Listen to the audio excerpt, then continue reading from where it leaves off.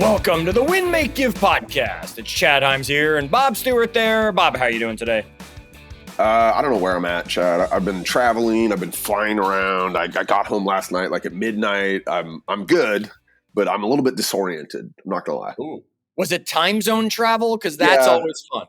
Yeah, time zone travel. You know, I was in and out for one day, and then you're like, got to be up super early, which is like, you're getting up at 3 a.m. your time, right? So yeah, it's always fun. Well, that's normal. for some people. That's normal for some of us. I don't know what you're thinking that 3 a.m. is a tough time or anything, Bob. There's some people out on the other side listening, all 5 of them that flinched when I said 3 a.m. I'm just telling you. And those 2 that were on my side there and went, come on, Bob, 3 a.m. is normal. It's what do you mean you stay up till 8 o'clock at night? That's the hard part. So you're trying now to convince me 3 a.m. is normal. I think we're going to interview a guy in a little bit that's like has a 6-pack. I'm not like I might have already played, right? I'm not buying all this, Chad. 3 a.m. is not normal. Not working on you. Folks, there's two advantages to the West Coast. 2. I'll tell you this. The first advantage of the West Coast is the sports. Oh, yeah, definitely. Right? And I don't mean the better teams. I just mean the fact that you don't have to stay up till like 2 a.m. to see the end of a sporting event sometimes. Yeah. It happens at a reasonable time. And there is nothing wrong with waking up to football at 10 a.m. Believe me, nothing wrong with that at all. Right? So I'll give you guys that. You've got that. The other thing is when Bob Stewart and Ben Kinney are both on the West Coast and they want to text, I'm asleep by like the time they're having lunch. So it makes for very difficult communication sometimes, or it makes that I'm catching up the next morning and I got left out of the decision-making stuff. So there's the advantages to being on the West Coast right now. So here's the thing, though. Even though I'm slightly disoriented, Chad, I've tried to tap into some mental strength today to keep me on point for our discussion. Like a proud parent every time, Bob Stewart. Like a proud parent every time. That's Bob Stewart's way of saying, Chad, get to the dang topic of the day and segueing us to mental strength. Bob, we discussed this term. You and I don't even know how it came up in conversation a few weeks ago. We were talking about the word mental strength came out. And then interestingly enough, it's not interesting enough. My phone listens to everything we say. An article was fed to me not like 2 days later that I had to grab and say, Bob, we got to talk about this on a podcast now. Can you define what mental strength actually means to our audience? So for me, I think it would be like the way your brain handles stress, pressure, challenges. Like it's I don't know. To me, that's what it would be. It would be, how do I like psychologically handle stress, pressure, and challenge? Okay. And here's the good thing. We've talked about this in podcast episodes in the past, right? The brain is a muscle, so you can actually strengthen it. We talked about the cab drivers and how their brain literally grew with all the studying that they did. I wonder now if they still have to do that with GPS in their car and all that. So we're going to talk about mental strength today. And this article that I found was, here are 8 things that if you're doing these, you're stronger mentally than most people. We're going to lay them out for you to see how many of them we're doing, how many of them we're not doing, and then maybe some exercises we could possibly do to improve in these areas the way we could do crunches to improve our abs. Yeah, you just said something that made me think I wonder if 200 years in the future, Chad, they'll study, after people die, they look at their brains. I wonder if our brains will shrink because of our just constant reliance on technology to have all the answers for us, right? Like, and you're not flexing that brain muscle. And like, how many phone numbers can you remember today versus like when you were a kid? 2. Yeah, right. Like none, right? And we used to have to remember them all. Like, I wonder if our brains are shrinking. Yeah, if I were arrested when I was a teenager, I could call a lot of people with that call to find someone to come get me. If I was arrested today, I could call myself or my wife. So I joke, if my wife doesn't answer, Ben Kinney's the only other person's phone number I know because he uses it as a Zoom ID. And so I go into it multiple times a week. Right? So those are the only 2 phone numbers that I know is my wife and Ben. So Ben Kinney, if you're out there listening, which I know you listen to every episode, be ready for the call. Actually, Ben should be thankful that I'm not in my 20s. I'm in my 40s. Glad that, and we've all heard the stories, Bob. So we're all glad that we were not the phone number earlier in your life. All right, so let's dive into this mental strength. That's an interesting question that you bring on. I wonder, will our brain shrink, or will different areas of our brains grow? Because maybe we'll be more creative because we won't have to do certain things, or maybe we'll learn new skills. Maybe we'll learn how to fly. Finally, I don't know. I'm getting faster, so I think I'm the Flash. So I think we might all just be getting superpowers from all the technology. Wait a minute. Which one is it? Confidence. So if mental strength, we're going to break down some of the different elements of it. You clearly have number 7 nailed. Yes, confidence. I have confidence. Remember, confidence is not the absence of doubt, though. Right? I think that's something to remember, Bob, that everybody, I don't care how confident they seem. I don't care if it's one of our, elected officials that really seem confident, even though we know they're all full of crap, right? Or whether it's you and I and some of these podcasts where we're really confident when we're interviewing our guests and things like that. Yet there's always doubt that's going on in the back of our mind. So understand that confidence is actually your ability to manage your relationship with doubt that we know you're going to experience at some point in your life. Okay, mentally strong people, Bob, have actually found the right ground, the middle ground, we'll say, between being overconfident and being paralyzed by fear. They're going to acknowledge that doubt exists. We all have it. Okay. And they're going to let it sit in the background while they focus on how they're going to do something and not let doubt be the thing that stops them. I might even go a step further. Like some of the most kind of mentally strong people I know, Chad, I think they actually like lean. You said that it's like this balance, right? Between I'm confident and I've got doubt and I'm living somewhere in the middle. I think that some of the really, really mentally strong people I know, like lean into that doubt. They're almost like, all right, I'm not sure I can do this, but I'm going to try anyway. Or right. They like almost, I just, Ben's always kind of the picture. He runs towards it.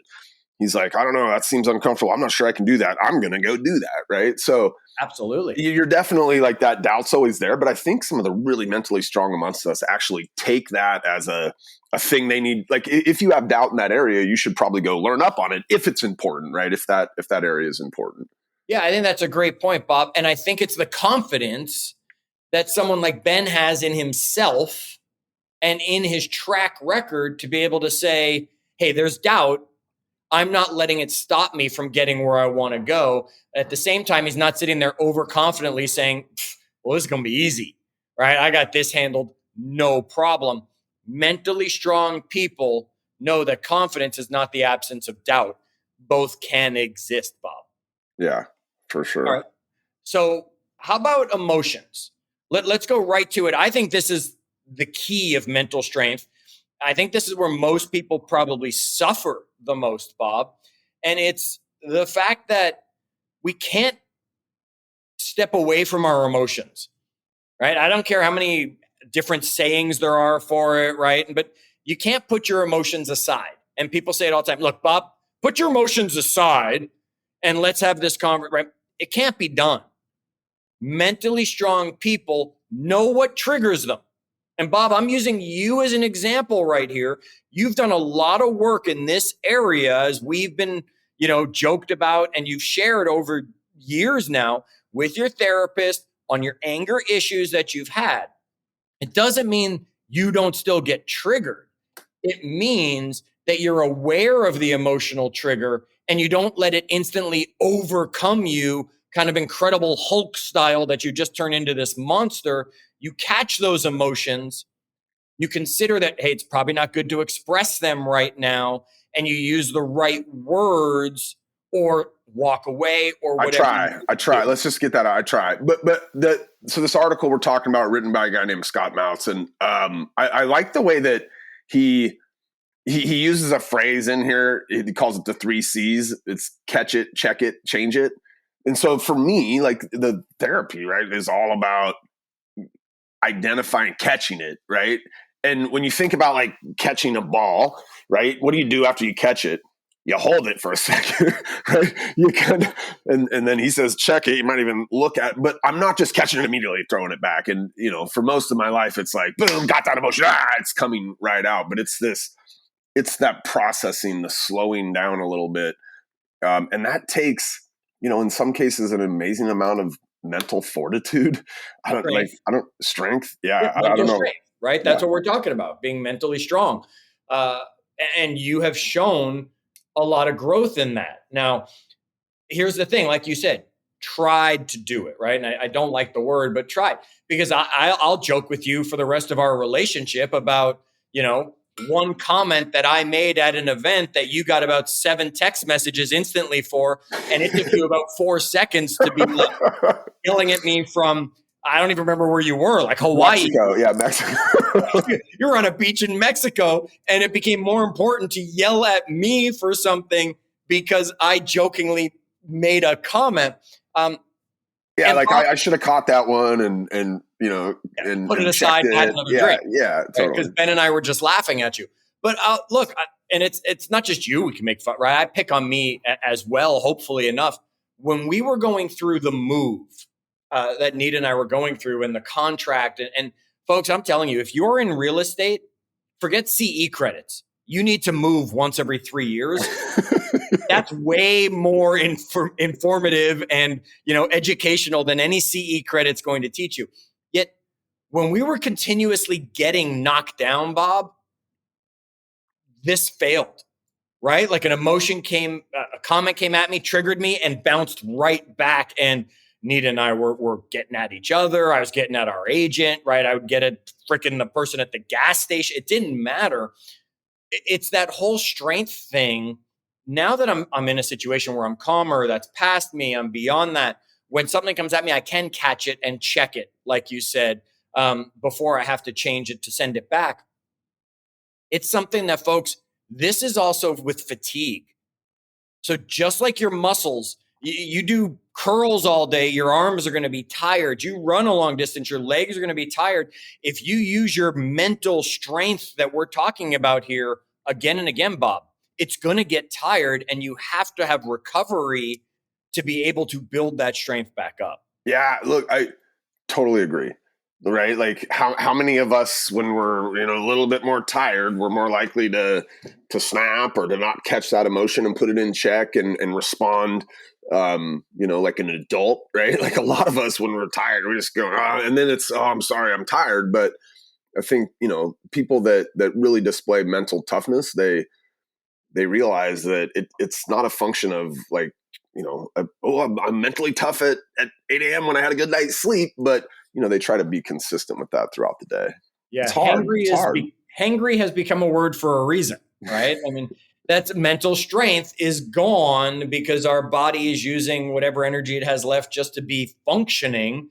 That we go off the deep end and snap at people because the light went green and they took half a second to go, right? Whatever that might be. All right, Bob, give us another thing from this article or our research. We found a few things. Give us another thing that the mentally strong do, or that we should be working on to be more mentally strong. I like this one only because I think probably in some of the better, more the times where I'm proud of my mental strength, I act this way, and probably other times I recognize that I don't. But he says that you should talk to yourself like a friend in need. But it's that, how do you talk to yourself? What is your self-talk? Is it constantly beating yourself up? And I like the way he frames it, right, Chad? Like if you came to me and were like, hey man, I made a big mistake, and I wouldn't be like, you idiot, you're such a dumb shit. Why did you do that? But sometimes that's how we talk to ourselves, right? We're like, oh my gosh, I missed that meeting. God, what were you doing, you moron? I might say, all right, Chad, well, tell me what happened. You're like, I was busy. And I said, all right, that's okay, man. Like we make mistakes, right? So I think our mental track that we play in our head, right? Our self-talk, think about like, would you talk to your friend like that? If your friend was needing advice, your friend made the mistake, your friend was facing that adversity, would you beat them up the way most of us beat ourselves up? And generally the answer would be no, right? Every once in a while, Chad, I might need to tell you, hey, you're a moron. I can't believe you did that. but more often than not, it's going to be something, right, like supportive. Bob, you triggered in me, right? Here we go, triggered. Not in that way. Recently, I just saw a quote from Bruce Lee who said, "You should never speak negatively about yourself, even as a joke, because your body doesn't know the difference. Words are energy." Right. And I was just sitting there and I'm hearing you as you're saying that. And it's like, it's the exact same thing. We beat ourselves up all the time. Oh, you're a dumbass. Oh, you shouldn't have messed that up. You're a jerk. You're an idiot. Whereas if we went to a friend, they would have put an arm around us and said, what can we learn from it? Or they would have said, how can I help you through this? Or, hey, don't be so hard on yourself for this. You're absolutely right. Mentally strong people talk to themselves like they would talk to a great friend. I really do. Like, I have a firm belief that you become the things you tell yourself you are. Yes. I really do believe that. If and I'm like a great example, Chad, I'm like, I'm not very good with my calendar. Yep. Right. I could decide to just say, you know what? And I've done this. I think Ben sending me to New Mexico because I missed something on my calendar and then I had to go visit that person to make up for it made me realize, you know what? I'm going to stop telling myself that I'm not good with my calendar. Like, in my head, I'm going to tell myself I'm good with my calendar. And I don't know, I saw something recently where somebody was, I don't know if it was a reel or what it was, but they were talking about how what happens when you start to do that is none of us want to live in an incongruent place. Like, we don't want to be something different than what we're telling ourselves. And so we start to tell ourselves, I am this thing. What ends up happening is you're like, well, I got to be that thing, right? Like, I don't want to be incongruent to myself. Now, some of us are, and I've been this person, right? We're okay with lying to ourselves, and sometimes when you start to make that switch, telling yourself something different, it almost feels like you're lying to yourself. But I just at some point decided, like, I'm going to be somebody that honors my calendar. Now, Chad, I still let probably a little bit too much get on there, which is why I have to call you every once in a while and say, hey, Chad, not going to make it today, but. Anyway, that's a great point, Bob. And look, and I've talked about it, and we've done episodes on it as well. Telling yourself that you're great at calendar, that you're better at it and you're good at it is one thing. Now go an extra step and ask yourself the question, right? What can I continue to do to be even better at my calendar? Because your brain wants to answer that question for you, and then your body wants to be congruent to your thoughts. Now all of a sudden you're saying, oh, my brain's saying, hey, I got to stop allowing those things to show up on my calendar. Okay, now you're going to stop allowing those things, most likely, right? Affirmations are good. Affirmations are better. Yeah, let's keep going on this mental strength, Bob. You just said that mentally strong people, one, they remember confidence isn't the absence of doubt. We talked about that we manage our emotions without minimizing our emotions, that we talk to ourselves like a friend in need. What's next as we continue going through a list of things we've got put together to be mentally strong? I love this one. Unlearn as needed. Ooh. I've definitely in my career I can think of a few couple been like entrenched in a position that I believed to my core was true. And it very well at one point may have been, and then things changed, Chad, and that thing's no longer as true as it once was, right? And a lot of people in our society will not come off that position. No, that was true. Right. It's true. So unlearn as needed. I really like that one. I think your ability to look, sometimes it doesn't have to be either like, okay, I was wrong. I learned some new information and now this is my opinion. Things change, right? Like, the world is constantly changing. Like, the particular thing I'm thinking about was related to some tech element and it was the way it was, right? And then things changed. And so I think your ability to not just get stuck into a position, Chad, and refuse to see any evidence to the contrary. And look, these days with the way social media works and the way that we're fed things to reinforce the things that we believe already, I think that just mentally strong people have the ability to relearn or unlearn things as needed. I think that's great. And you say relearn, and I was going to, and then you went back and you said unlearn. It doesn't necessarily mean we have to relearn. It just means sometimes we need to unlearn, right? Things that we have assumed to be correct or that we've always believed. Because there's a lot of things out there. Right now, we're talking about, we joke again, that we're at that get off my lawn stage. I'm not learning TikTok, right? But if TikTok actually became the overwhelming social media platform and made all the others vanish, I probably have to unlearn my, I don't want to do that one, and get into that world to be able to still keep relationships. Think about going back to the Wealth series. Like, think of one of the key kind of things of the Wealth series that we talked about and Ben really dove into is a lot of people have a negative connotation around money. Yeah, that's a great one. It's core to who they are. They watch their parents struggle with it, or the money's the root of all evil, and these different things that you may have learned. Right? Yeah, they have lots of money, but money can't buy you happiness, right? And we get that. You're right. We have to unlearn that. So these are like limiting beliefs. I think Unlearn as Needed really zeroes in on this idea of your limiting beliefs and the stories I'm telling myself to continue to think it's okay to believe that thing. People really mentally strong, can identify what those things are and then work about trying to change them if they are limiting, my potential. Okay. Mentally strong people are positive thinkers. I mean, just right. And I could just period done, and we could just move on.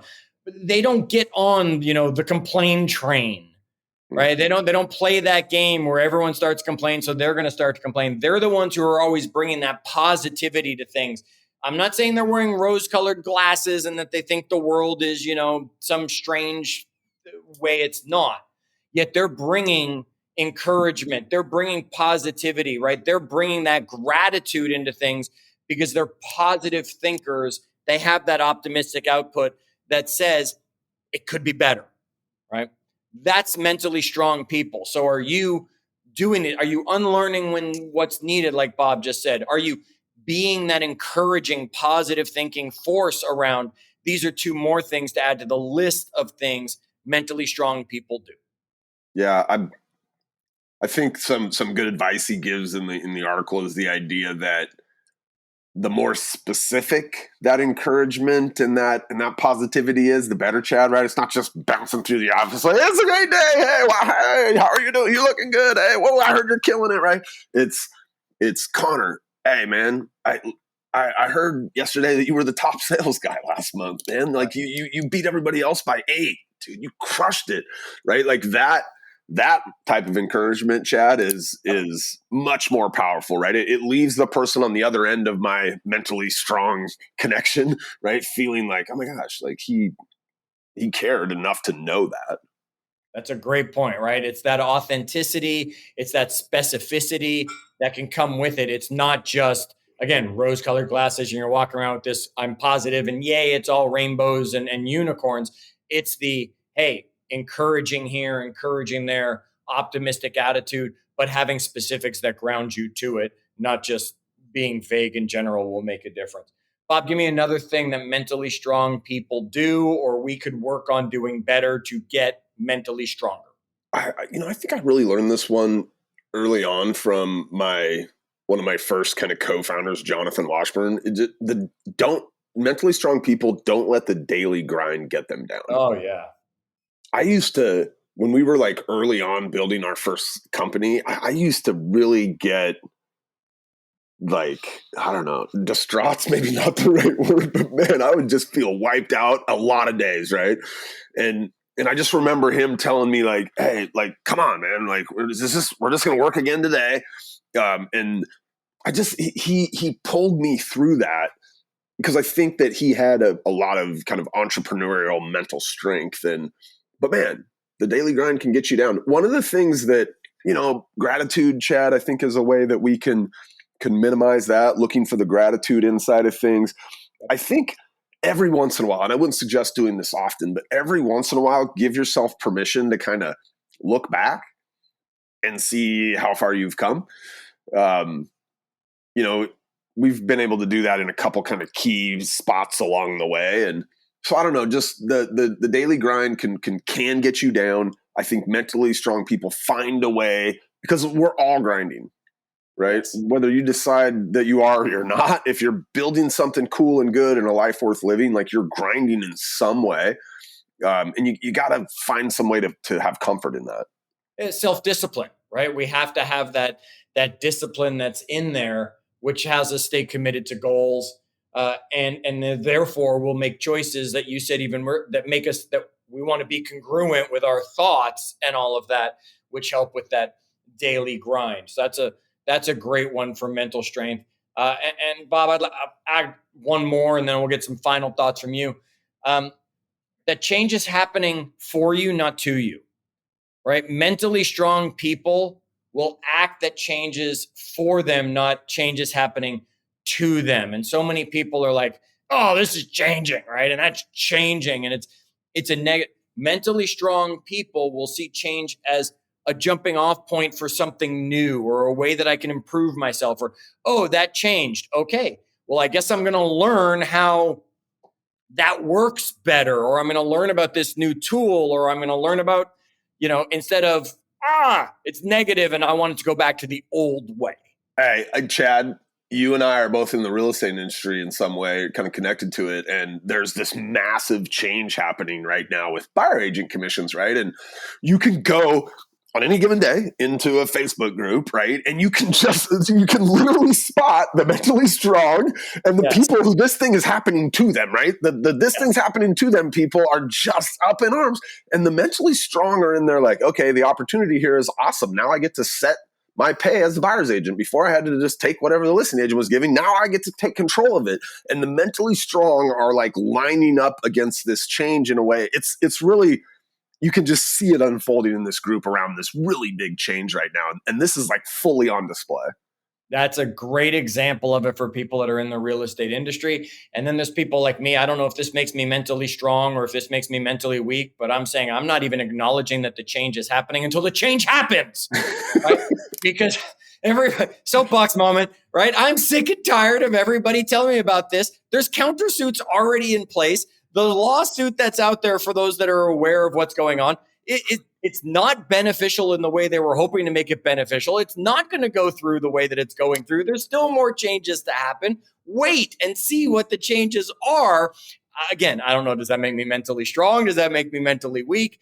I'm just not accepting of this change because I know this change isn't done yet. Then I'll decide how I want to respond to the change. But either way, it's going to happen for me, not to me, because I can decide how it plays in and where I find opportunities in every situation. And that's what the mentally strong do. Here, I would, if you're sending this to me for kind of a wrap up thought, I would say, and even if I weren't, I just did apparently. I would say the all of this in some way ties back to the idea that mentally strong people, and he doesn't have this in the article, but I would absolutely add this, focus, Chad, on what they can control.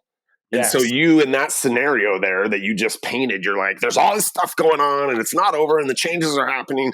And I'm probably just going to stay focused on doing what I need to do and the things I can control and let the chips fall where they may. And combining all these other, elements of mental strength, you're going to be just fine, Chad, no matter which way it falls. Absolutely. Right. Focus on those things, folks, and mental strength can be yours. Flex that muscle. Because even though it might not be one people see when you're walking on the beach, it's one they absolutely see as soon as they get into any conversation with you or watch you go through your day-to-day activities. Mentally strong people go farther. It's just that easy. Until our next episode, as always, do good.